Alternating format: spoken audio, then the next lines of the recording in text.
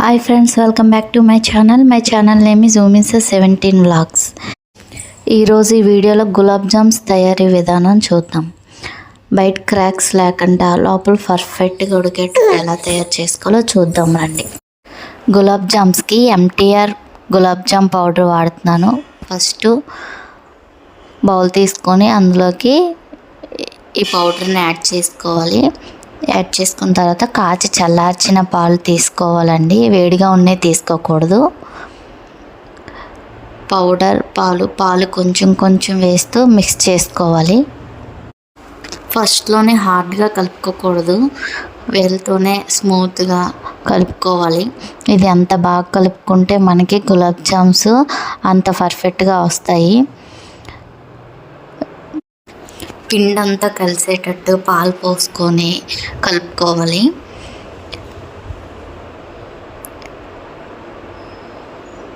మళ్ళీ పాలు యాడ్ చేస్తున్నాను.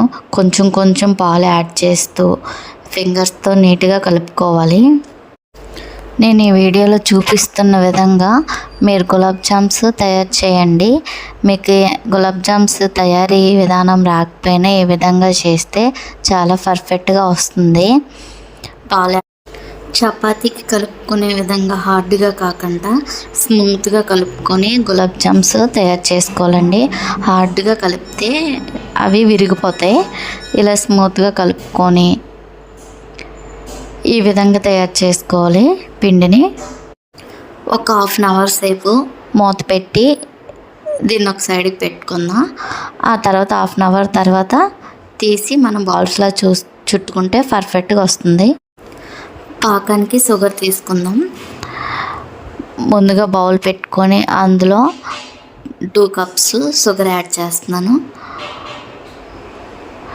2 కప్స్కి షుగర్కి 3 కప్స్ వాటర్ యాడ్ చేసుకోవాలి. షుగర్ మొత్తం కరిగే వరకు నీట్గా కలుపుకోవాలి. షుగర్ మొత్తం కరిగాక స్టవ్ ఆన్ చేసి పాకం తీసుకోవాలండి. ఈ విధంగా బాగా మిక్స్ అయ్యాక పాకం మరీ తీగి పాకం రాకూడదు, అలాగని మరీ పలుచగా ఉండకూడదు. ఈ విధంగా పాకం తీసుకోండి, పర్ఫెక్ట్గా వస్తుంది.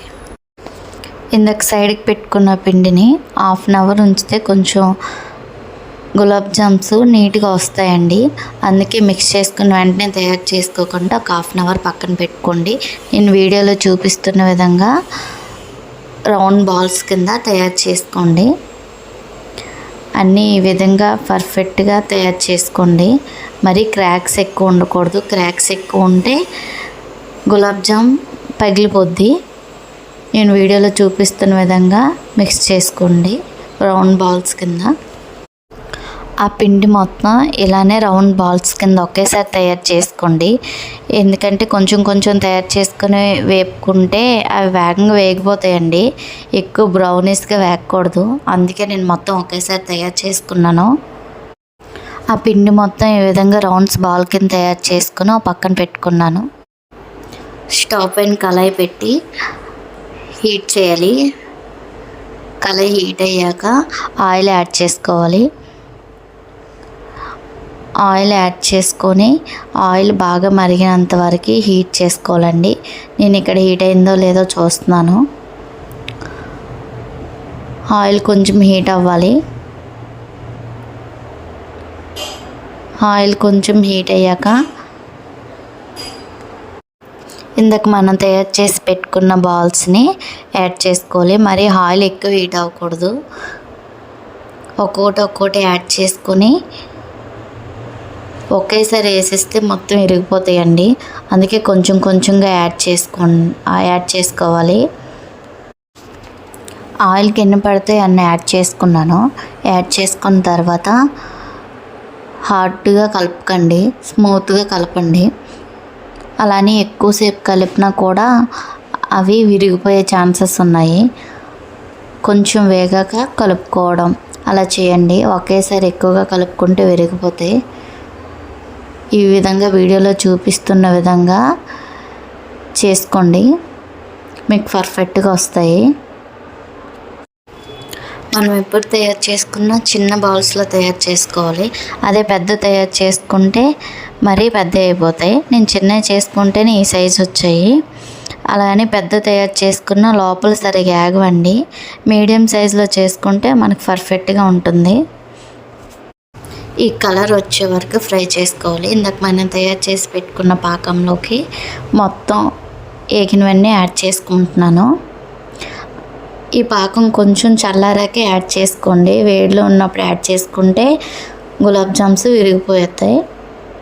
మొత్తం అన్నీ ఈ విధంగా యాడ్ చేసుకున్న తర్వాత మిక్స్ చేసుకొని ఒక 2 అవర్స్ పక్కన పెట్టుకుందాం. మరీ ఎక్కువ మిక్స్ చేయకండి, కొంచెం మిక్స్ చేస్తే సరిపోద్ది. ఇప్పుడు మూత పెట్టుకొని పక్కన పెట్టుకుందాం. 2 అవర్స్ తర్వాత మూత తీసి చూద్దాం.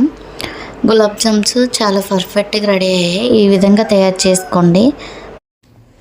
నేను ఆ బౌల్లో తీసుకొని కట్ చేస్తున్నాను. లోపలికి కూడా చూడండి, చాలా పర్ఫెక్ట్గా కుక్ అయింది. ఈ వీడియో మీకు నచ్చినట్టయితే లైక్, షేర్, సబ్స్క్రైబ్ చేసుకోండి. మరిన్ని వీడియోస్తో మళ్ళీ కలుద్దాం.